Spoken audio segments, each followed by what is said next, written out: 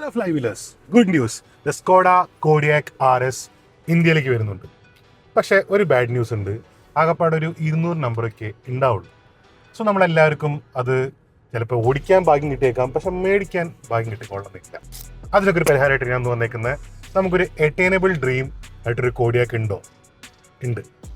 അതാണ് ഈ പുതിയ സ്കോഡ കോഡിയാക് സ്പോർട്ട് ലൈൻ എന്ന് പറഞ്ഞിട്ട്. മിഡ് വേരിയൻ്റ് ആണ്, സ്പോർട്ടി വേരിയൻ്റ് ആണ്. ഇന്റീരിയർ കാണാം, ഫുള്ളി ചേഞ്ച്ഡ് ആണ്.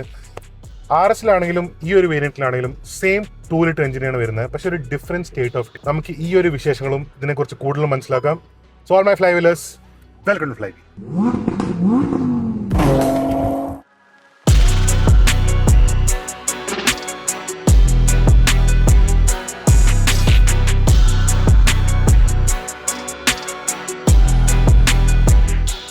വേൾഡ് വൈഡ് ശരിക്കും ഭയങ്കര സക്സസ്ഫുൾ ആയിട്ടുള്ള മോഡലാണ് സ്കോഡയുടെ കോഡിയാക്. അതിലൊരു സക്സസിൻ്റെ പെർസെൻറ്റേജ് ശരിക്കും നമ്മുടെ നാട്ടിലുണ്ട്. നമ്മുടെ നാട്ടിൽ ഇത്രയും എക്സ്പെൻസീവ് ആയിട്ടൊരു വെഹിക്കിൾ ആയിട്ടും നമുക്ക് ഏകദേശം 9,000 കാർസാണ് വിറ്റുപോയിട്ട്, അതായത് 10,000 കാർസിൻ്റെ അടുത്ത് നമുക്ക് വിറ്റിട്ടുണ്ട്. അതിനുശേഷം വന്നിട്ടുള്ളൊരു സെക്കൻഡ് ജനറേഷൻ മോഡലായിരുന്നു ഇത്. ഇതിൽ ഒരുപാട് മാറ്റങ്ങൾ വന്നിട്ടുണ്ടായിരുന്നു ഫസ്റ്റ് ജനറേഷൻ മോഡൽ എന്ന് വെച്ചിട്ട്. മെയിൻ ഒരു വ്യത്യാസം, ഡിസൈൻ കംപ്ലീറ്റ്ലി മാറി. നേരത്തെ ഭയങ്കര ഒരു ചിസൽഡ് ലുക്കായിരുന്നു, ഇപ്പോൾ കുറച്ചും കൂടെ റൗണ്ടർ ലുക്കായി. പക്ഷെ എന്നാലും ആ ഒരു ഷാർപ്പർ എലിമെൻറ്റ്സ് അവർ വിട്ടിട്ടില്ല. അതുപോലെ തന്നെ ഗ്രില്ലിലൊരു മാറ്റം വന്നിട്ടുണ്ടായിരുന്നു. ഈ ഒരു LED സ്ട്രിപ്പായിരുന്നു നേരത്തെ മോഡൽ ഉണ്ടായിരുന്നില്ല. ഡിസൈനിനെ കുറിച്ച് കൂടുതൽ ശരിക്കും പറയാൻ ഞാൻ പറയുന്നില്ല, കാരണം നമ്മുടെ നേരത്തെ വീഡിയോയിൽ ഇത് പ്രോപ്പറായിട്ട് എക്സ്പ്ലെയിൻ ചെയ്തിട്ടുണ്ടായിരുന്നു. കഴിഞ്ഞ വർഷമാണ് ഇറങ്ങിയിട്ടുണ്ടായിരുന്നത്. പക്ഷേ ഇത് ആ കഴിഞ്ഞ വർഷം ഇറങ്ങിയ വണ്ടീനെക്കാട്ടിലും കുറച്ച് അപ്ഡേറ്റ്സ് മാറിയിട്ടുണ്ട്. അതിൽ മെയിൻ വ്യത്യാസം വന്നേക്കുന്നത് വെച്ച് കഴിഞ്ഞാൽ അഡാപ്റ്റീവ് ഡാമ്പേഴ്സ് വന്നേക്കുന്നു. പിന്നെ ADAS സൂട്ട് ഉണ്ടായിരുന്നില്ല, ADAS സൂട്ടും വന്നേക്കുന്നു. അത് പക്ഷേ ഈ വേരിയൻറ്റിലും ഇതിൻ്റെ ടോപ്പ് വേരിയൻറ്റിലും മാത്രമേ വന്നിട്ടുള്ളൂ. അതിൻ്റെ കൂടെ ചെറിയൊരു പ്രൈസ് ഡിഫറൻസും, അതായത് മിഡ് വേരിയൻറ്റിന് 1 lakh കൂടി, ടോപ്പ് ആൻഡ് LNK വേരിയൻറ്റിന് 50,000 കൂടി. പക്ഷേ ബേസ് പേക്ക് വേരിയൻറ്റിന് ഇപ്പോൾ 3 ലക്ഷം രൂപ കുറവാണ്.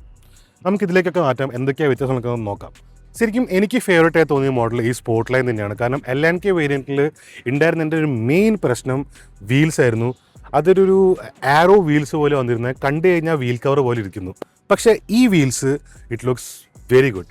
പക്ഷേ ഓവറോൾ ഒരു ഭയങ്കര ലോങ് കാറായി ഇപ്പോൾ. കാരണം ബാക്കിലത്തെ ഓവർഹാങ് ഇപ്പോൾ ഏകദേശം 50 mm കൂടിയിട്ടുണ്ട്. അത് പക്ഷേ ഇൻറ്റീരിയർ സ്പേസിലല്ല കൂടിയേക്കുന്നത്, ബൂട്ട് സ്പേസിലാണ് കൂടിയേക്കുന്നത്. അതുകൂടാണ്ട് ഇവിടെ ഈ വന്നിരിക്കുന്ന പീസ് അതിലൊരു ക്രോം എലിമെൻറ്റ് പോലെ വന്നിരിക്കുന്നത്, ഇവിടെ അത് ബ്ലാക്ക് ഔട്ട് ആയിരിക്കുന്നു. സോ ആകെ മൊത്തം വണ്ടിക്ക് ഒരു കോമ്പാക്ട്നെസ് ഫീൽ ചെയ്യുന്നുണ്ട്, but it is not compact car. ഭയങ്കര വലുപ്പം കൂടിയ കാറാണ്. അത് ശരിക്കും റോഡിൽ കൂടെ പോകുമ്പോൾ നമുക്ക് വ്യത്യാസം മനസ്സിലാവുകയും ചെയ്യും.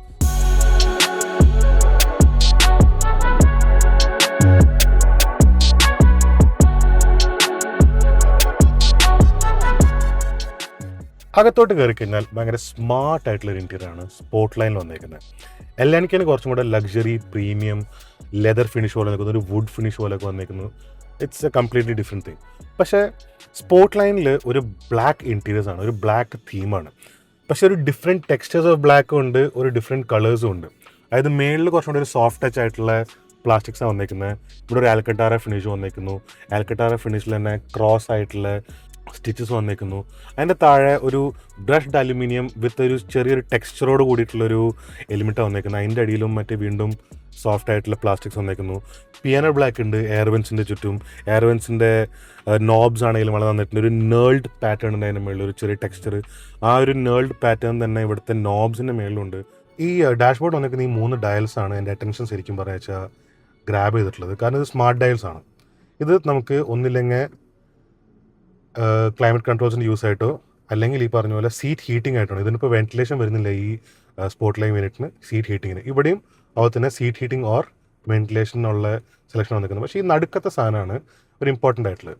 LNK വേരിയൻറ്റിൽ ഇപ്പോൾ നമുക്കിവിടെ ഈ കാണുന്ന 5 ഓപ്ഷൻസ് നമുക്ക് സെലക്ട് ചെയ്യാൻ പറ്റും. ഇപ്പോൾ നമ്മൾ ഈ മാപ്പ് സൂം മാറ്റിയിട്ടാണെങ്കിൽ സ്മാർട്ട് ക്ലൈമറ്റ് ആക്കാം, ഓഫ് ചെയ്തിട്ട് ഇതാക്കാം. പക്ഷേ 5 ഉള്ളൂ. നമുക്ക് LNK വേരിയൻറ്റിൽ 6 ഉണ്ട്. അതിൽ ഒരെണ്ണം കൂടെ ഉള്ളത് നമുക്ക് ഡിഫറെൻറ്റ് ഡ്രൈവ് മോഡ്സ് ആണ്. അത് കൂടെ നമുക്ക് കോൺഫിഗർ ചെയ്യാൻ പറ്റും. പക്ഷേ ഈ വന്നേക്കുന്ന ഈ 4 ഓപ്ഷൻ ആണെങ്കിൽ തന്നെ വോളിയൂമിൻ്റെ ഓപ്ഷൻ, ഈ പറഞ്ഞ പോലെ മാപ്പ് സൂം, ഇപ്പോൾ നമുക്ക് മാപ്പ് ആയതെങ്കിൽ നമുക്ക് സൂം ചെയ്യാനും സൂം ഔട്ട് ചെയ്യാനും, അതൊക്കെ ഇവിടെ തന്നെ ഈ റോട്ടറി നോബിൽ വന്നേക്കുന്നത് യൂസബിലിറ്റിയുടെ കാര്യത്തിൽ ഭയങ്കരമായിട്ട് അത് അഡ്വാൻസ് ആക്കുന്നു. And it is properly easy to use, nothing to say. ഈ സ്പോർട്ട് ലൈനിൻ്റെ ഒരു വിഷയം എനിക്ക് തോന്നിയിട്ടുള്ളത് വെന്റിലേറ്റഡ് സീറ്റ്സിൻ്റെയും മസാജ് സീറ്റ്സിൻ്റെയും കുറവാണ്. അതിൽ especially ventilated seat, heated seats മാത്രമേ ഈ ഓപ്ഷനുള്ളൂ. LNKയിലാണ് പിന്നെ വെന്റിലേഷനും മസാജ് ഫംഗ്ഷനും വരുന്നത്. കൺട്രോൾസും സ്വിച്ച് കാനൽസും നല്ല ഹൈ ക്വാളിറ്റി ആയിട്ടുണ്ട്. ഇവിടെ ഒരു ചെറിയ അൽക്കട്ടാര ഫിനിഷ് വന്നിരിക്കുന്നു. ഇതിൻ്റെ ബാക്കിൽ ഈ ഫീച്ചേഴ്സൊക്കെ നമ്മൾ നേരത്തെ കോഡിയാക്കിൻ്റെ വീഡിയോ ചെയ്തിട്ടുണ്ടായിരുന്നതാണ്. സെയിം ഫീച്ചേഴ്സാണ്, ഒരു വ്യത്യാസമില്ല. But I am just reiterating. 2 wireless pads വന്നേക്കുന്നു. ബാക്കിൽ 2 കപ്പ് ഹോൾഡറാന്ന് വയ്ക്കും, പക്ഷേ അത് 4 മാറും.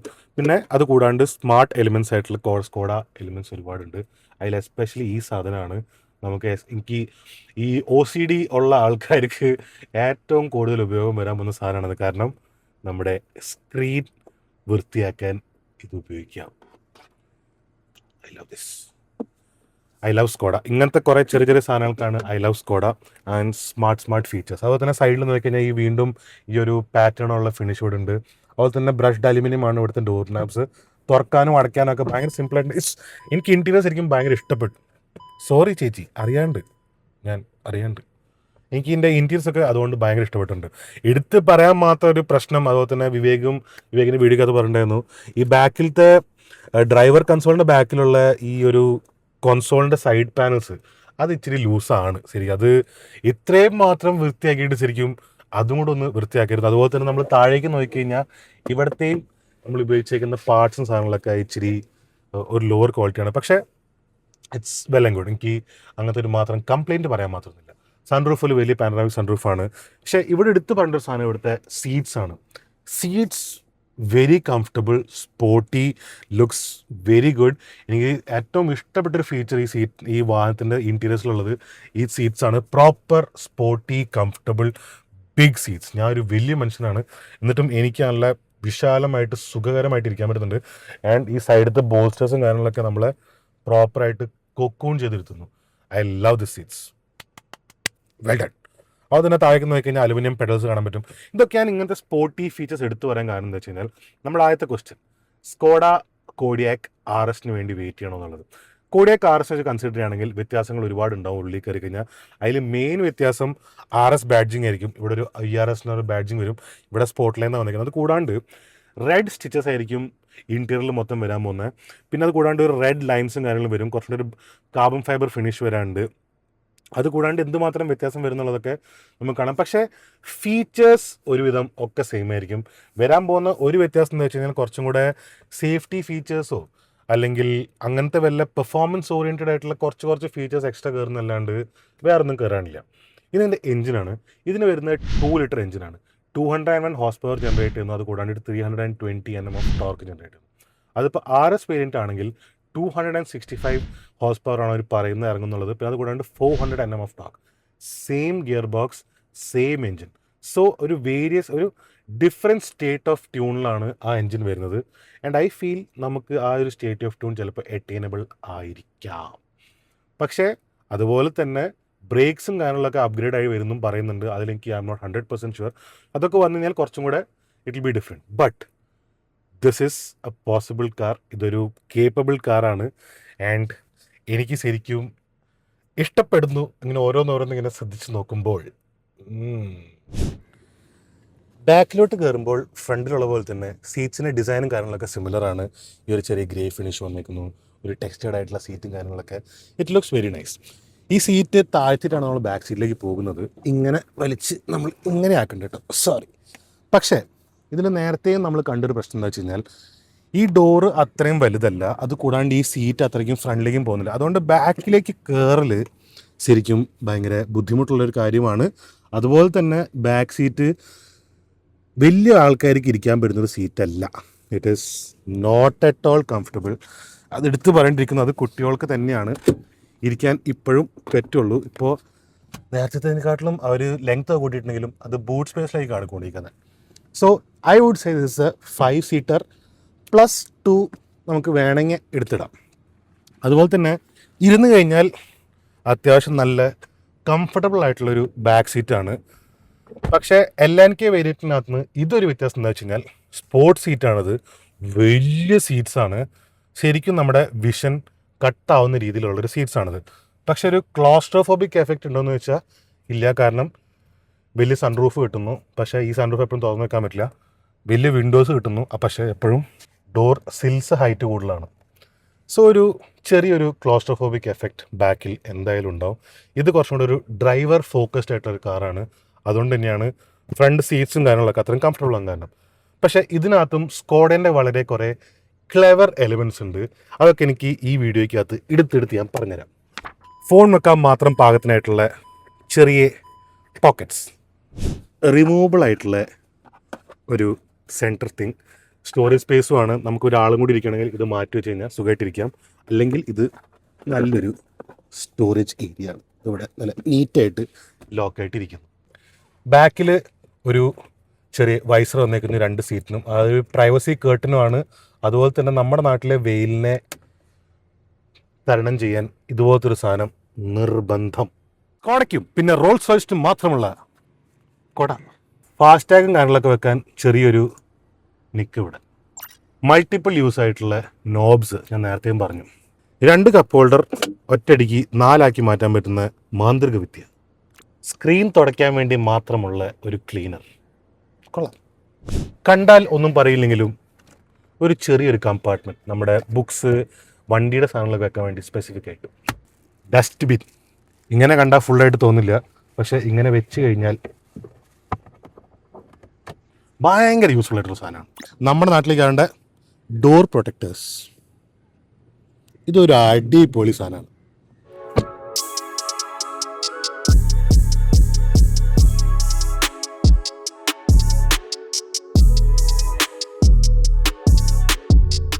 ഇനി നമുക്ക് ഇതിൻ്റെ മെയിൻ ഇമ്പോർട്ടൻ്റ് ആയിട്ടുള്ള ഡ്രൈവിൻ്റെ ഭാഗത്തിലേക്ക് കിടക്കാം.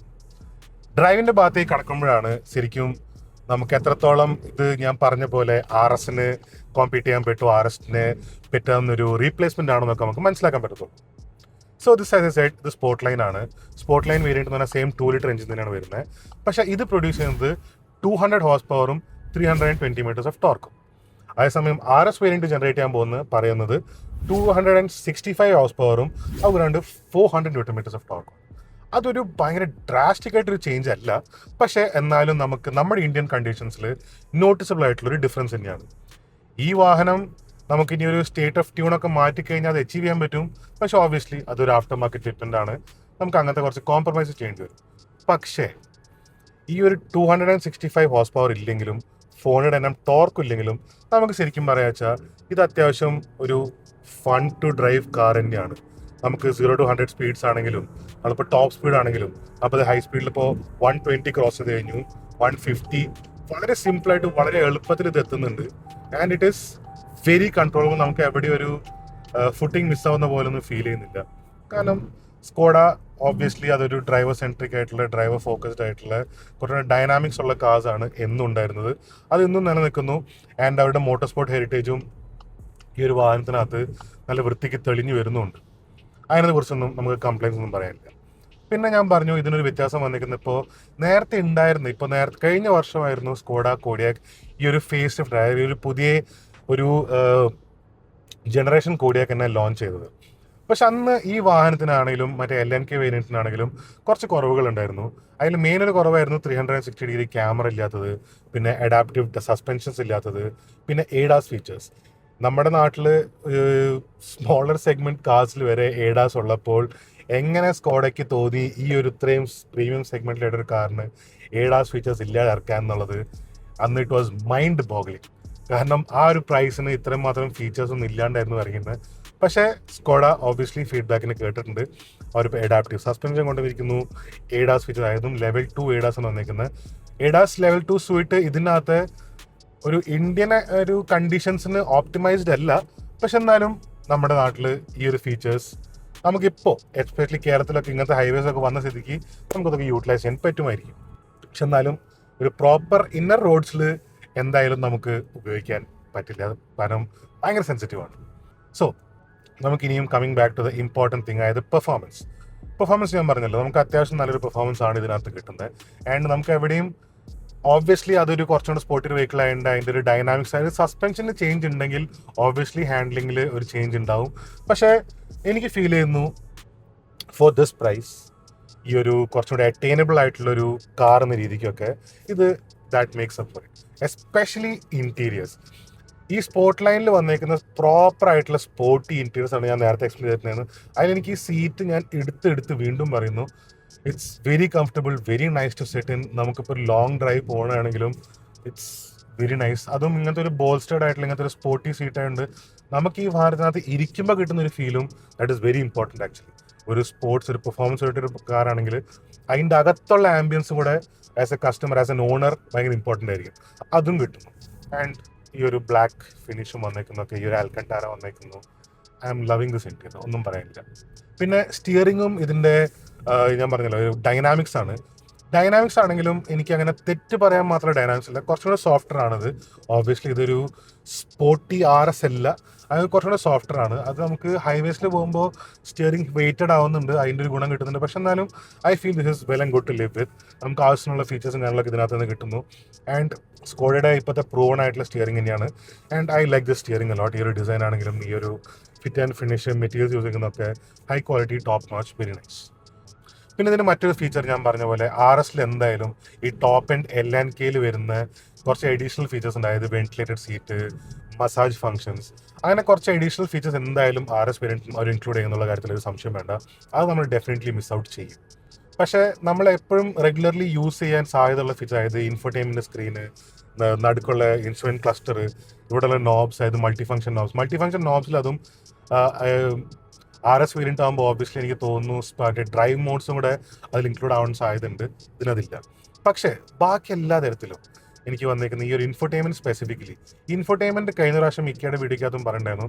It is very nice, very usable, very legible, very bright. ഇപ്പം നമ്മുടെ നാട്ടിൽ നട്ടാപ്പൊരു വെയിലാണ്. ഈ വെയിലത്തും വളരെ ക്ലിയർ ആണ്, വളരെ ലെജിബിൾ ആണ്, വളരെ ബ്രൈറ്റ് ആണ്. അതെടുത്ത് പറയേണ്ടിയിരിക്കുന്നു. ഇനി വരുന്നത് ഇതിൻ്റെ ഒരു മൈലേജ് ആസ്പെക്റ്റ് ആണ്. നമ്മൾ നേരത്തെ പറഞ്ഞിരുന്ന ഒരു ക്ലെയിം ചെയ്യുന്ന ഫിഗേഴ്സ് 14 ആണ്. അതെന്തായാലും കിട്ടൂല, അത് ഒബ്വിയസ്ലി കിട്ടൂല. നമുക്കിപ്പോൾ ഈ വാഹനം ആകെ മൊത്തം 2000 കിലോമീറ്ററാണ് ഓടിയേക്കുന്നത്, അത്ര ഓടിയിട്ടുള്ളൂ. ഈ 2000 കിലോമീറ്റർ ലൈഫ് സ്പാനിൽ ഇതിൽ രജിസ്റ്റർ ചെയ്തിരിക്കുന്ന മൈലേജ് 10 km/ലിറ്റർ ആണ്. അതായത് ഒരു സിറ്റി കണ്ടീഷനിൽ എങ്ങനെ പോലും 1 ഡിജിറ്റ് ആയിരിക്കും ഡെഫിനറ്റ്ലി. ഹൈവേസിൽ പോകുമ്പോൾ അതിപ്പോൾ മാറാൻ സാധ്യതയുണ്ട്. ഹൈവേസിൽ പോകുമ്പോൾ നമുക്കൊരു 14-13 ഒക്കെ നമുക്ക് കിട്ടിയേക്കാം. അതും എനിക്ക് ഇപ്പോൾ നമ്മളൊരു 2 days ഇപ്പോൾ നമ്മൾ യൂസ് ചെയ്യുന്നു. 2 days എനിക്ക് അത് കിട്ടിയിട്ടില്ല. ഞാൻ ഹൈവേയിലും പോയി നോക്കി, എനിക്ക് കിട്ടിയിട്ടില്ല. പക്ഷേ ഈ പറഞ്ഞ പോലെ നമ്മൾ ഭയങ്കര നോക്കി കണ്ടൊക്കെ ഓടിച്ചു കഴിഞ്ഞാൽ അറ്റൈനബിൾ ആണ്, അത് മനസ്സിലാക്കുന്നത് അറ്റൈനബിൾ ആണ്. So coming to the verdict, ഞാൻ പറഞ്ഞല്ലോ 3 വേരിയൻസ് ആണ് ഇപ്പോൾ കോഡിയാക്കിനുള്ളത്. ഒന്ന് ബേസ് വേരിയൻറ്റ്, അതിനിപ്പോൾ 3 ലക്ഷം രൂപ കുറഞ്ഞിട്ടുണ്ട്. പിന്നെ ഈ സ്പോർട്ട് ലൈൻ എന്ന് പറയുന്ന വേരിയൻറ്റ്, അതിനിപ്പോൾ നേരത്തെ ഉണ്ടായിരുന്നത് 45.99 ആയിരുന്നു, എക്സ്ഷോറും ഇപ്പോൾ 46.99 ആയിട്ടുണ്ട്, 1 lakh കൂടിയിട്ടുണ്ട്. അതുപോലെ തന്നെ LNK വേരിയൻറ്റിന് 50,000 rupees കൂടിയിട്ടുണ്ട്. LNK വേരിയൻറ്റിൽ ആകെപ്പാടെ വന്നിരിക്കുന്ന ഒരു വ്യത്യാസം എന്ന് വെച്ച് കഴിഞ്ഞാൽ ADAS ഫീച്ചേഴ്സ് ഇൻക്ലൂഡ് ആയിട്ടുള്ളതാണ്. അതിനാണ് ഇപ്പോൾ ഒരു പ്രൈസ് ഡിഫറൻസ് വന്നിട്ടുള്ളത്. ഇപ്പോൾ ഈ വേരിയൻറ്റ് സ്പോർട്ട് ലൈൻ വേരിയൻറ്റിന് 1 lakh ആണ് കൂടിയേക്കുന്നത്. അതിന് പ്രത്യേകിച്ച് കാരണമുണ്ട്, കാരണം ഇതിൽ സേഫ്റ്റി ഫീച്ചേഴ്സ് കുറച്ച് കൂടിയിട്ടുണ്ട്. എസ്പെഷ്യലി ഡ്രൈവർ നമ്മുടെ അറ്റൻഷൻ ചെക്ക് ചെയ്യുന്ന സാധനം അത് ഇൻക്ലൂഡ് ആയിട്ടുണ്ട്. പിന്നെ അത് കൂടാണ്ട് 360-degree ക്യാമറ വന്നിരിക്കുന്നു. അതൊന്നും നേരത്തെ മോഡൽ ഉണ്ടായിരുന്നില്ല. വൈ പാർക്കിംഗ് സെൻസേഴ്സ് ആഡ് ആയിട്ടുണ്ട്, ADAS ഫീച്ചേഴ്സ് ആഡ് ആയിരിക്കുന്നു. അതുപോലെ തന്നെ ഫ്രണ്ടിലെ ഗ്രില്ലിൽ ഒരു LED സ്ട്രിപ്പ് ഉണ്ടായിരുന്നു, അത് നമ്മുടെ ഇപ്പോൾ കുഷാക്കിൽ ഇൻക്ലൂഡ് ആയിട്ടുണ്ട്, അതും ഇതിലേക്ക് ഇൻക്ലൂഡ് ആയിരിക്കുന്നു ഇപ്പോൾ. പിന്നെ നമുക്ക് ഈ പറഞ്ഞ പോലെ ഈ യൂസബിൾ ആയിട്ടുള്ള കുറച്ച് സാധനങ്ങൾ ഇൻക്ലൂഡ് ആയതാണ് ഇതിൻ്റെ പ്രൈസ് ഇൻക്രീസ് ആവാനും, പിന്നെ കുറച്ചും കൂടി ഇതൊരു പ്രാക്ടിക്കലി യൂസബിൾ കാറായി മാറാനും ഉള്ളൊരു കാരണം. അതിൽ സ്പെഷ്യലി ഈ 360-degree camera, parking sensors, ADAS ഒക്കെ വന്നത് വെരി നൈസ്. പക്ഷെ ഇപ്പോഴും വെന്റിലേറ്റഡ് സീറ്റ് അവർ ആഡ് ചെയ്തിട്ടില്ല.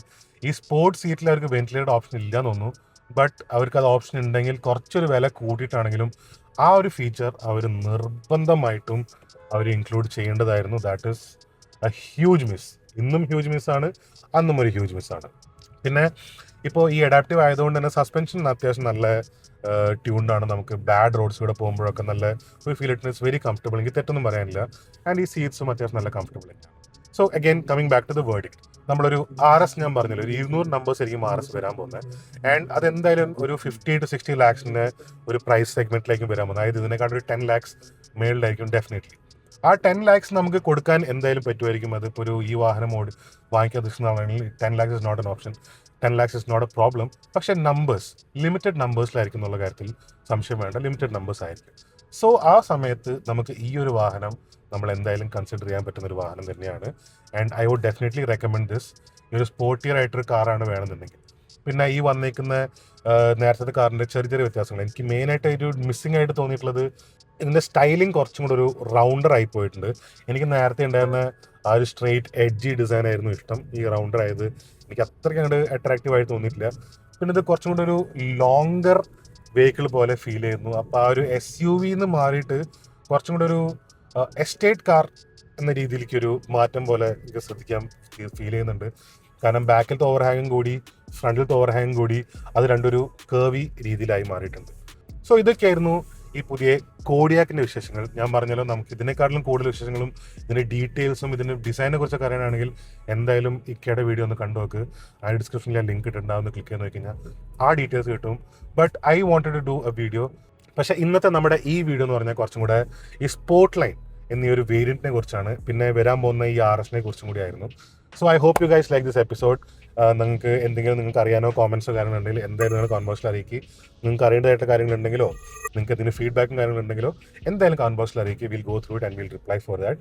ഇനി ഇതുപോലെ തന്നെ മറ്റൊരു വാഹനവും മറ്റൊരു വിശേഷങ്ങളായിട്ട് കാണുന്നവരെ stay safe and enjoy wheeling. ഞാൻ Nandu and this was the Skoda Kodiaq sport line.